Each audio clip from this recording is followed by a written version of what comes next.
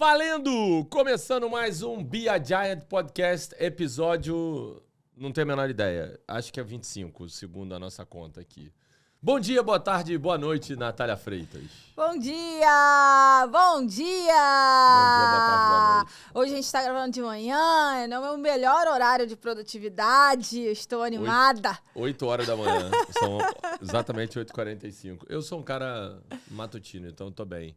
Eu trabalho bem de manhã também. Quando chega às 7 horas da noite é que eu tô no presto pra porra Já não tô mais E funcionando. aí, Natália Freitas, quer dizer que a gente vai falar sobre o que hoje? Tem um negócio que é legal hoje, né? Que eu gosto, né? Como é? Fala, manda aí. A gente vai falar sobre um livro muito famoso, muito polêmico, não é polêmico, na verdade. Acho que ele virou um mito. Você já leu aquele livro do Trabalhe 4 Horas por Semana, do Tim Ferriss? Tim Ferriss, o maior trabalho de copy e de edição na capa de um livro do mundo, né? O cara manda um engodo danado. Trabalhe 4 horas por semana, viaje, fique rico, viaje pelo mundo. Contam a lorota que as pessoas compram no livro. A capa vende, né? Mas assim, muita gente acredita nessa história e segue os mandamentos do Tim Ferriss ali, ou tenta seguir, né? Os mandamentos do Tim Ferriss ali no livro, né? Não sei se você aí que tá nos assistindo, nos ouvindo, já leu esse livro, mas o que a gente quer trazer nesse nosso episódio é um contraponto sobre essa... Vamos dizer que é uma crença, eu acho que realmente virou um mito, assim, né? Das pessoas acreditarem que é possível você chegar nesse nível de automação, independência de equipe, de trabalho, para poder conseguir trabalhar só 4 horas por semana. O que você pensa sobre isso? Então, eu acho que, como eu falei, né? Eu acho que é um belíssimo trabalho de copy, de trabalho. O cara que criou o título do livro é sensacional, né? O próprio Tim Ferriss com o conceito é sensacional. Mas eu não consigo comprar a ideia de trabalho 4 horas por semana e que vai funcionar, né? Na verdade, ele vem de um sonho, o livro vem de um sonho, que eu não vou dizer que ele é irreal, mas eu não levo fé, né? Assim, você não vai trabalhar 4 horas por semana, você vai trabalhar muito mais de 4 horas por semana. Empreender é ralar o joelho no chapisco, né? Você vai ajoelhar e correr e ralar pra caramba antes de conseguir trabalhar um dia, 4 horas por semana. Eu acho que o livro tem uma coisa que eu gosto. Um conceito que eu acho que é importante, que algumas pessoas interpretaram, e você é uma delas, né? Que é liberdade financeira, liberdade geográfica e liberdade de tempo. E isso, de fato, o empreendedor tem, né? A gente acha que não, mas está na nossa mão como empreendedor, absolutamente... como você não tem mais chefe, né? Você é o próprio chefe, você determina os horários que você vai trabalhar, você determina aonde você quer trabalhar e você determina, conforme a sua disposição e vontade, quanto você quer ganhar. Então, trabalhar da onde quiser para ganhar quanto quiser, entre aspas, o quanto quiser, né? Trabalhando no fuso, no horário, no dia, no horário que você quiser, tá tudo bem. Isso não significa trabalhar 4 horas por semana. Isso é um mito que eu não acredito, né? Então, eu tenho muita preocupação com as pessoas que idolatram o Tim Ferriss, não por conta da ideia, e sim por conta dessa falácia de trabalhar 4 horas por semana. A gente levantou uns dados aqui, né? Para compor o nosso podcast. E aí, olha que loucura, né? A gente descobri que o Tim Ferriss não trabalha 4 horas por semana! Que milagre, né? Ele deve trabalhar pra caraca. Só o tempo que ele deve ficar no tal do blog dele lá, deve dar 10 horas no dia. O New York Times confirmou que ele passa horas em blog, podcast e fazendo evangelização, né? Que é propagando a mensagem dele. Ele vai dizer que isso não é trabalhar. Não, eu não tô trabalhando, eu faço o que eu gosto. Então descubra um trabalho que é o que você gosta, Exatamente. Que você sinta que não tá trabalhando. Esse é o grande lance. Talvez o conceito que ele quis passar foi esse. passe 4 horas da sua semana fazendo coisas que você não gosta. O resto você vai fazer coisa que gosta. E aí você não vai precisar chamar isso de trabalho. Porra, beleza. Perfeito, aí, né? Mas aí ele diz isso, porque no livro não tá isso. Essas coisas não estão assim. Porque ele diz lá no livro que resolvi estudar japonês. Depois resolvi fazer uma aula de culinária. De tango. Depois saltar de paraquedas. Pô, não vem, aula de mergulho. Pô, para com isso, não é isso, né? Ficar fazendo coisas novas. Me inscrevi, acho que foi karatê que ele foi fazer, eu já não me lembro, uma luta dessa. Sim, não é, né? Uhum. Pois é. E esse conceito que você trouxe, né, das liberdades, assim, eu gosto muito disso, você sabe. Mas acho que as pessoas confundem um pouco essa coisa da liberdade com essa imaginário de você poder fazer só hobbies, né? Mas, na verdade, a liberdade é uma escolha, né? É você Sim. poder ter escolhas. Isso é liberdade. Então, se eu estou escolhendo priorizar o crescimento da minha empresa, eu não vou trabalhar 4 horas por dia. Mas a minha liberdade de escolher fazer isso ou não, né?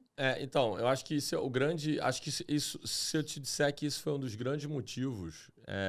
quando eu saí da Globo em 2017, uma das coisas que mais me incomodava... Eu saí do esporte interativo, onde eu era sócio, onde eu não tinha total poder de decisão, mas eu participava das decisões muito ativamente. Éramos vários sócios, tinha uns 3 que eram os fundadores, que eram os principais. No final, as contas, acabavam as decisões passando sempre um pouco por eles, as finais. Mas a gente tinha poder de... um poder de...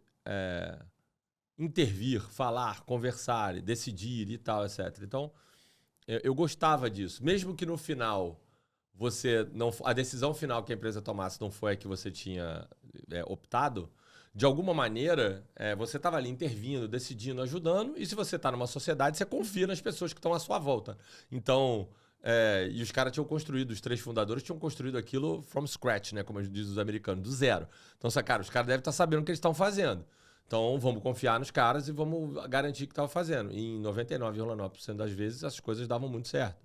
Mas eu tinha poder e voz ativa.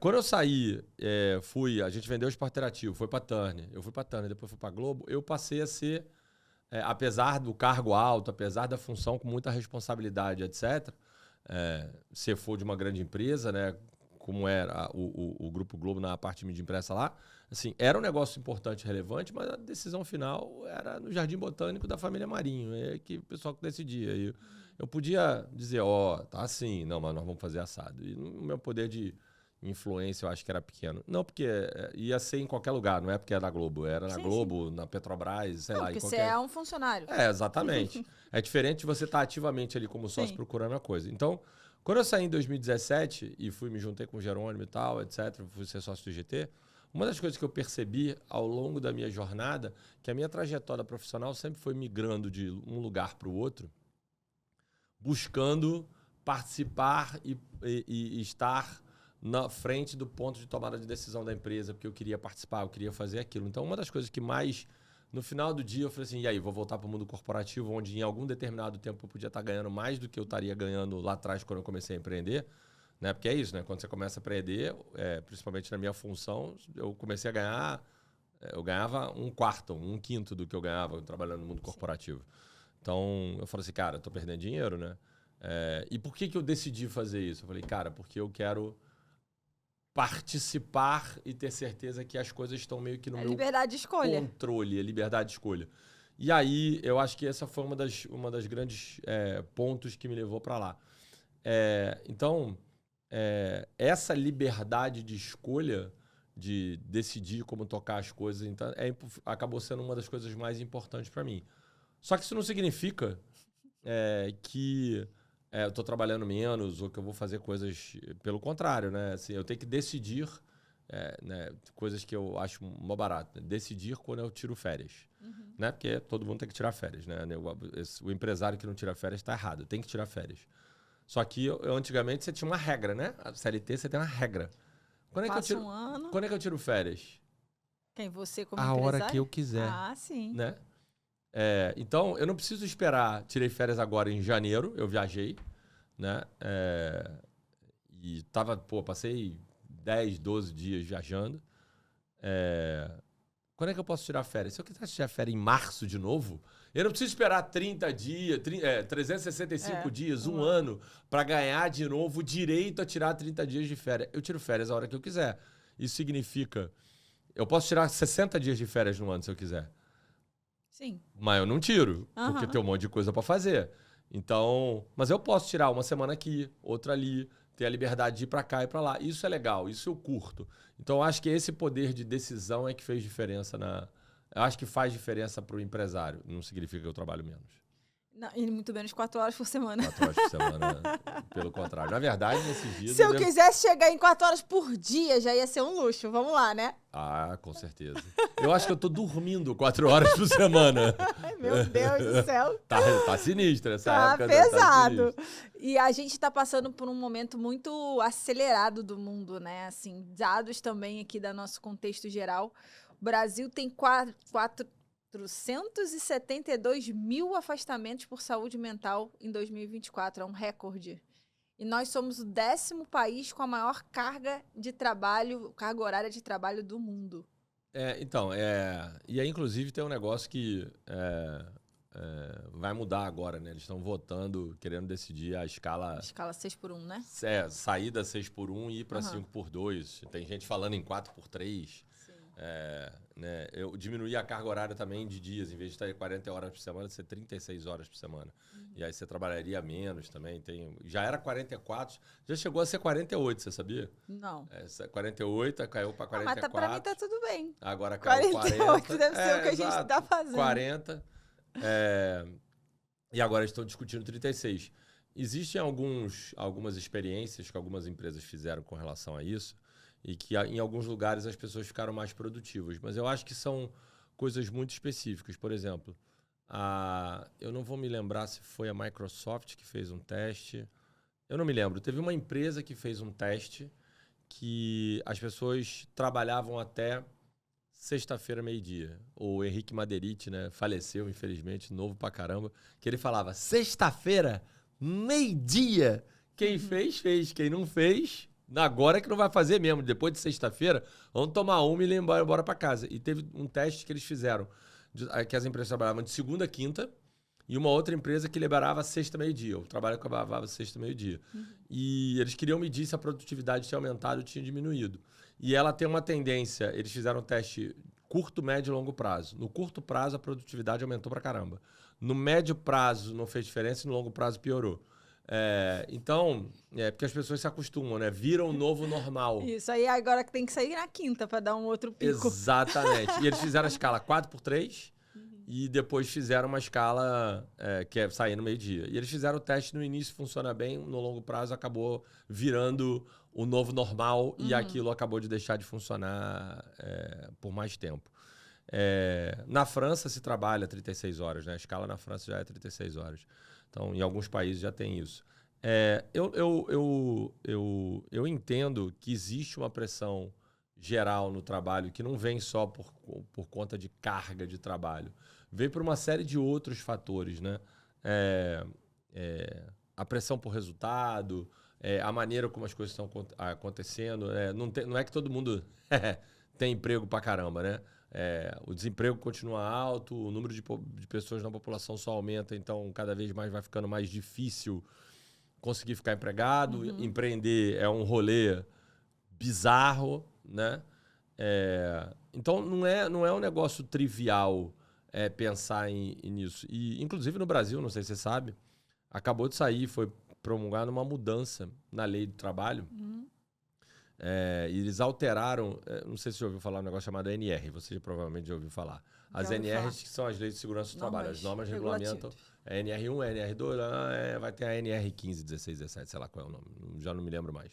A época que eu, engenheiro de produção, fiz a cadeira de segurança do trabalho, mas eu já não me lembro mais. Então, mas tem um livro lá com as NRs. Eles fizeram uma alteração na NR1 agora, que as empresas são obrigadas a dar atenção à saúde mental. Então, eles têm que implementar, as empresas vão ter um determinado número de funcionários, número de pessoas e tal, mas elas vão ser obrigadas a dar atenção à saúde do trabalho, vão precisar reportar isso. É um negócio... A saúde mental como saúde do trabalho, né? Saúde mental Porque como tinha saúde muita do preocupação trabalho. de ergonometria, Não, postos de trabalho. isso continua, Aham. mas eles trouxeram a saúde mental para dentro das normas de segurança do trabalho e isso vai precisar ser tratado. Inclusive tem um monte de empresários e empresas, agora startups, focadas em atender já demandas, porque você vai precisar cumprir uma série de requisitos e regulamentos nas grandes empresas, principalmente, que são as primeiras afetadas por isso, para dar tal atenção à saúde mental. Mas saindo disso e voltando para o empreendedor que está olhando isso, ele não tem a proteção da ANR, né? Na verdade, ele vai ter que dar, né? Dependendo do tamanho da empresa, ele vai ter que implementar a NR1. Mas tem um ditado que é... E quem... como é que é, meu Deus? E quem faz o palhaço rir, né? Quem faz o palhaço rir. Tem uma coisa... Então, assim, essa história de saúde mental e tal,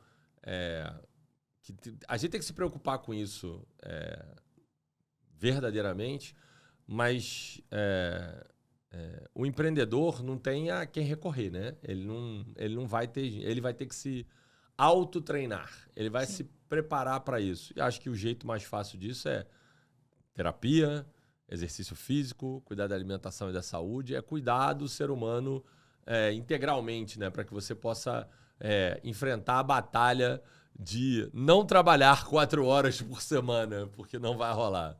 Sim. E tem uma coisa que também ajuda, Klaus, que eu me lembrei aqui agora, para poder ajudar o empreendedor a se treinar. O quê? Estar num ambiente, numa comunidade de empreendedorismo. Claro, o que você acha? Positivo, operante. Rapaz, que gancho maravilhoso agora você deu.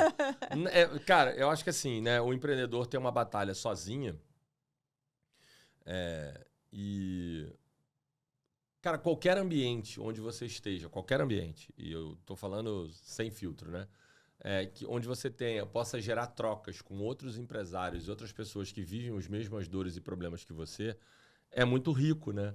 Porque você acaba tendo a oportunidade de trocar o que o cara soube, o que o cara deu problema, o que o cara já passou, o que você não passou, e um vai acabar ajudando e puxando o outro, né? Então, existem vários grupos espalhados pelo Brasil que ajudam empresários a fazer isso. Nós, inclusive, temos alguns, né? Sim. Temos 2 comunidades, 2 grupos muito legais dentro da minha empresa. O Centro de Treinamento Gigante, que é uma plataforma de consultoria online para pequenos e médios empresários que estão mais no início da sua jornada, começando ali um pouquinho, que precisam de ajuda para montar o seu negócio, ou que já estão começando e já montaram o seu negócio, mas ainda não evoluíram, não chegaram num ponto mais avançado, vamos dizer assim, que precisam avançar mais no trecho da jornada para conseguir caminhar. E a gente tem um outro grupo, que é o nosso Mastermind, né, a Giants League, onde tem a galera, empresários que já tem um tempo estruturados e um tempo de jornada, mas que sofrem de problemas iguais a todos os outros. Eu acho que fazer parte desses grupos é fundamental. A gente tem o Giants League, mas eu faço parte de mais 5 outros grupos onde eu também vou lá beber da fonte, eu vou entender o que está rolando, entender o que está acontecendo.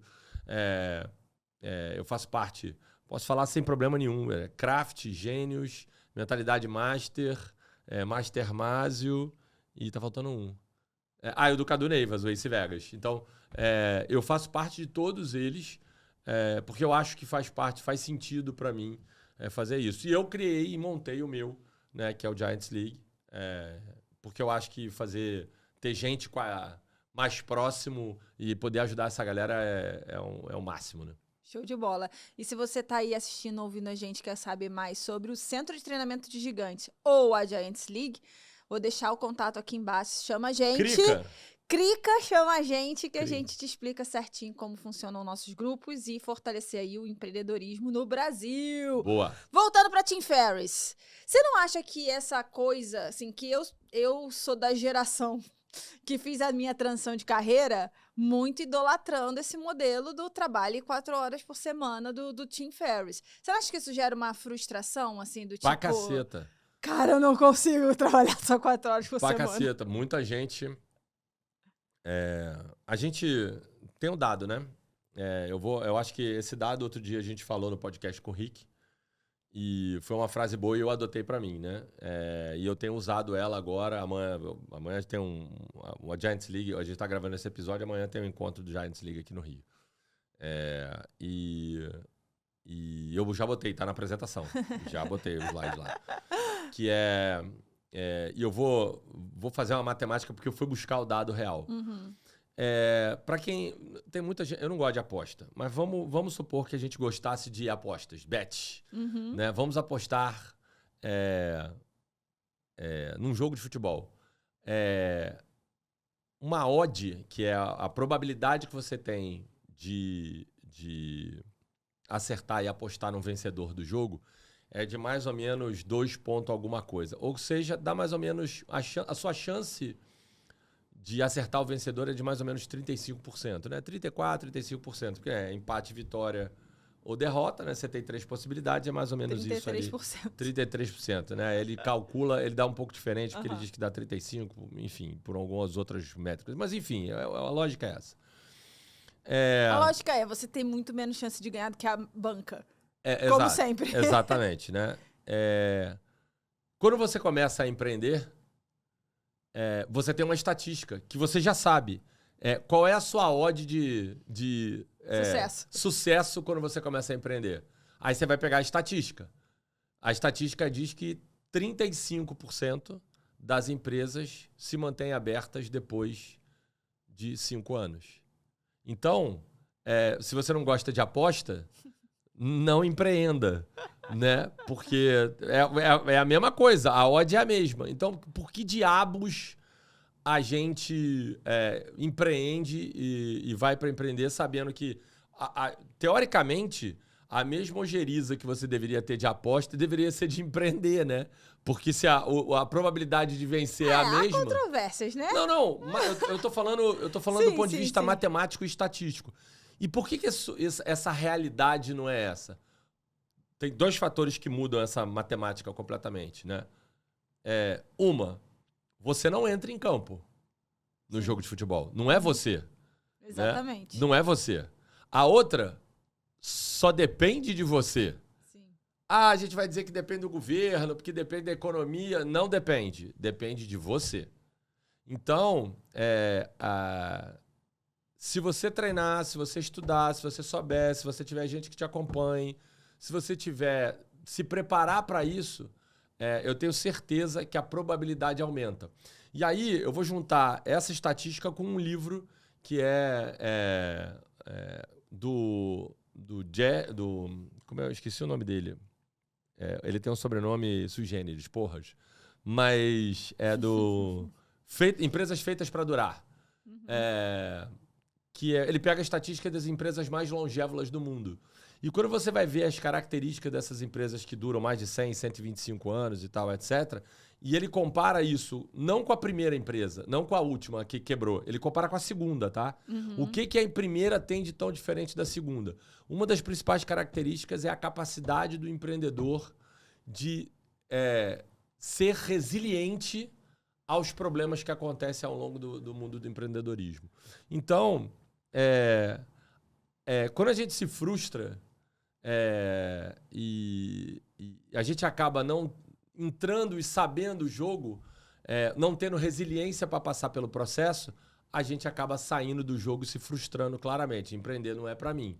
Então, eu acho que a gente precisa melhorar o nível de educação empresarial das pessoas que querem entrar no empreendedorismo para elas entenderem sabendo...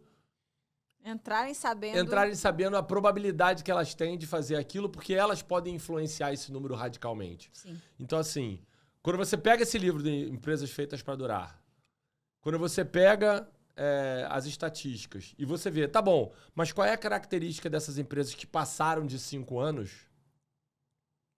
e que elas continuam existindo? E aí você vai bater, estão todas as mesmas características lá. Empreendedor resiliente, empresa com modelo sólido de negócio, sustentável, equipe que roda. Você vai pegando várias características semelhantes no mercado consolidado ou no mercado inovador, mas que o cara soube lidar com as frustrações e os problemas do dia a dia, você vai buscar N características e essas características se repetem, você diz, essa odd, ela deveria subir para 85, 90. É como se a gente dissesse que vou falar mal agora, que o Flamengo, que foi o atual campeão brasileiro, o atual campeão da Libertadores, ia jogar contra o Vasco do Amapá. Por que eu peguei o Vasco do Amapá? Porque eu peguei um time pequeno dentro do futebol brasileiro, num estado que não tem tradição no futebol, nacionalmente falando. Se o Flamengo pegar o Vasco do Amapá hoje, se o Flamengo jogar com um time de juniores, o Flamengo é capaz de ganhar de 4-0 do time do Vasco do Amapá. Sem demérito nenhum ao Vasco do Amapá. É só porque eles estão em níveis diferentes. Então, nessa lógica, essa odd do Flamengo não ia ser 33. Sim. Se o Flamengo entra com o time titular contra o Vasco do Amapá, provavelmente ia ser... a odd ia dar 97, 98, sei lá. Em cada 100 tentativas, o Vasco do Amapá ia conseguir empatar. Não era nem ganhar, empatar. Entendeu? Então, assim, esse é o ponto. Então, estudar e ser resiliente nessa história, para mim, é o grande fator de diferença desse jogo. E aí você se frustraria menos. Então, todo mundo se frustra porque entra no jogo sem saber a regra do jogo claramente. Sim, entendi. E aí, voltando para o Tim Ferriss, né, e não do Empresas Feitas para Durar, né, mas só para a gente arrematar aqui o gancho disso, você acha que ali, quando ele... Enfim, tem algumas coisas que ele fala que são boas, né, no livro. Não, eu falei, né, liberdade geográfica de tempo e financeira, sensacional. Não, mas a ideia é ótima. Da parte prática, né? Porque ele meio que formata ali um modelo de negócio. Sim. Da parte prática ali que ele ensina, tem alguma coisa que você acha que é aproveitável como um conselho aí do empreendedorismo? Tem duas, ou não? na verdade, tem duas. Uma é que, assim, ele de fato não trabalha 4 horas por semana, ele viaja muito, ele está em cada lado do país, do mundo, fazendo o que ele tem que fazer, mas tem um pedaço do negócio dele que continua rodando, delegado para várias pessoas. Ele tem um time muito bom. E ele fala até pouco disso, né? Ele podia falar mais, explorar mais isso, né? Ele até explora no podcast dele. Ele tem um podcast que é muito bom, inclusive. Onde ele explora, diz, cara, uma das... que para mim, é a grande dor do empresário no início de jornada, né? Que é a equipe. Então, ele montou e monta... Ele tem um time que trabalha com ele de liderança, gestão, diretamente com ele, que é bom. Que dá a liberdade dele estar no fuso do Japão e as coisas do negócio dele continuarem rodando no fuso americano, completamente virado. Senão ele teria que trabalhar 24 horas por dia. Se ele tivesse estado no Japão trabalhando no fuso americano, ele só ia virar zumbi, trabalhar à noite, o que não faria nenhum sentido. Então, eu acho que essa é uma característica importante que ele explora pouco nesse livro, mas que ele deveria explorar mais, que é, cara, o que ele fez para ele fala muito de automação também, né? Fala, e esse era o meu segundo ponto. Ele monta um time muito bom e ele é completamente obcecado em tentar fazer as coisas de maneira tecnológica pra caramba, para usar o menos possível de recurso humano, para que dependa, para ser uma empresa muito eficiente, muito automática, que gere as coisas de maneira automática. Então ele montou um processo para ele que eu acho que é fantástico, né? E a gente está passando por essa transformação agora no grupo, né? Então, a gente tem falado muito disso. Semana passada... Agora tá bem mais fácil do que lá atrás, quando ele escreveu o livro, né? Pô, não, agora com o IA, pelo amor de Deus. Então, a gente montou agora, né, no grupo, um grupo multidisciplinar, onde a gente está tentando olhar virar IA first, né, cara? O que a gente vai fazer? Em vez de contratar uma pessoa diretamente, não porque eu queira não contratar pessoas, mas como é que a gente consegue fazer isso de maneira automática, rápida, sem depender de um de mais eficaz? Assim, eu produzi nessa última semana, usando cloud, usando ferramentas de inteligência artificial, muito mais que eu tinha produzido no último mês. Porque eu consegui criar uma velocidade bizarra. Eu fiz em 3 horas o trabalho de 5 pessoas. Exato. Então, só que as pessoas estão achando que os empregos vão desaparecer. Eu não acho isso. É que, na verdade, assim, por exemplo, lá na empresa de contabilidade BPO, né, na C3, uma das coisas que a gente quer fazer hoje a gente tem 7 pessoas para atender 50 empresas, tem capacidade de aumentar mais um pouquinho ainda, é de BPO. A gente tem 7 pessoas para atender 50 empresas. A minha ideia é que a gente atenda 300 empresas com as mesmas 7 pessoas. Esse é o jogo. Esse é o jogo. Então, eu não quero mandar ninguém embora, não quero reduzir. Eu só quero fazer com que a gente aumente a nossa capacidade de escala e produção e produtividade com o mesmo número de pessoas. É isso. Entendeu? Exatamente isso. Eu acho que esse é o jogo. Então, são os 2 pontos que eu acho que o livro que é muito bom, que ele fala. Né? Uma é garantir que ele tem um corpo de pessoas que ele confia e que vai gerir a empresa mesmo ele estando à distância. Ou em qualquer fuso, em qualquer horário e tal, etc. E ele prega isso para as pessoas do time dele também, o que é muito legal, né? A cultura tem que se perpetuar. Então, os gerentes, diretores dele diretos também têm essa liberdade para fazer essa coisa funcionar.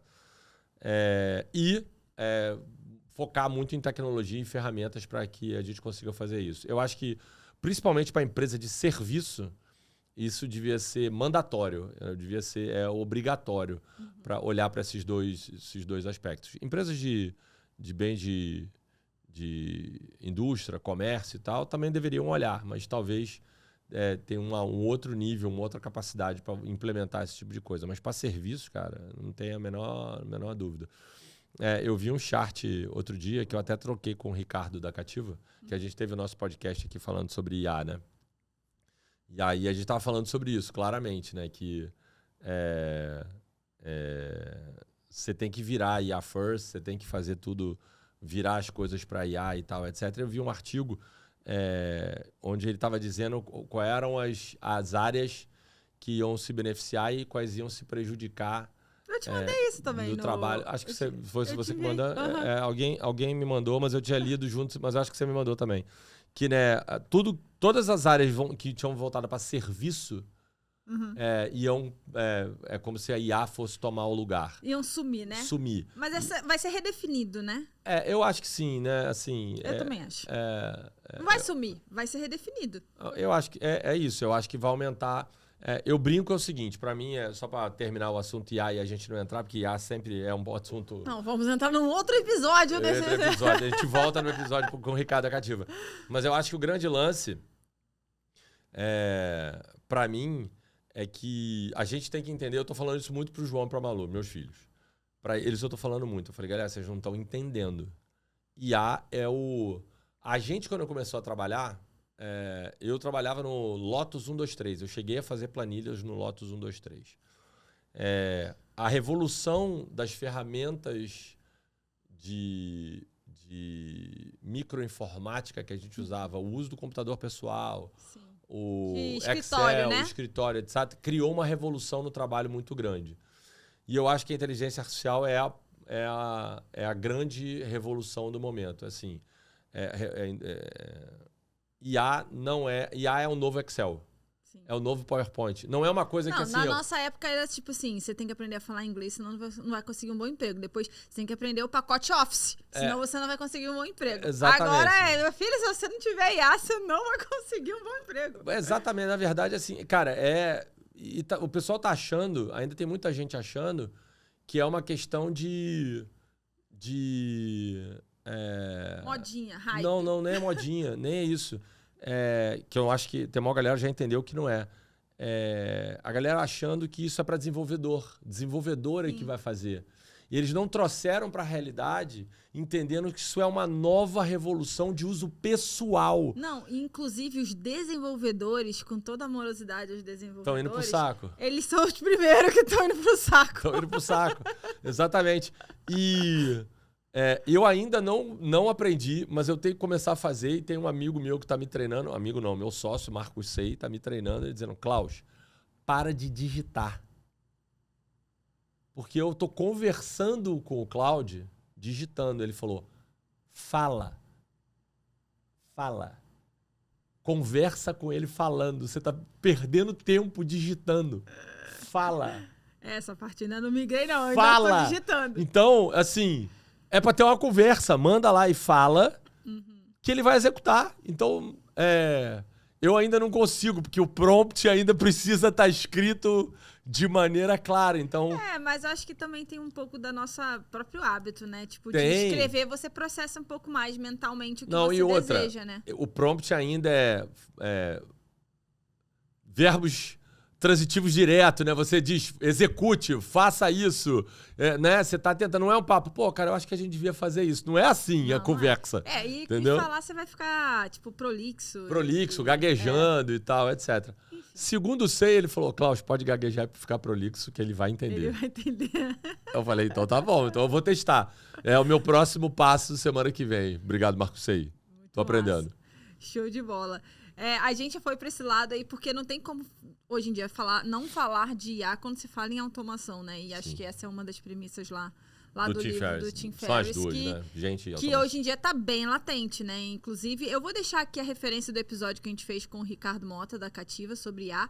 Mas olha, eu vou te falar que as coisas estão tão rápidas que a gente vai ter que chamar o Ricardo de novo pra poder dar uma atualizada nesse episódio. Na verdade, a gente não vai sair antes, mas provavelmente você vai ver um corte da palestra dele, porque eu chamei ele pra palestrar no Giants League e eu falei, Ricardo, eu tive uma conversa com ele, ele tá transformando o negócio dele, ele tá capotando o negócio dele. Então, ele falou, isso, né? É isso, é sobre isso. É isso. É sobre isso. E acho que nessa conversa com ele foi mais uma epifania que eu tive, né? Eu falei, caraca, eu preciso dar um jeito nessa história aqui.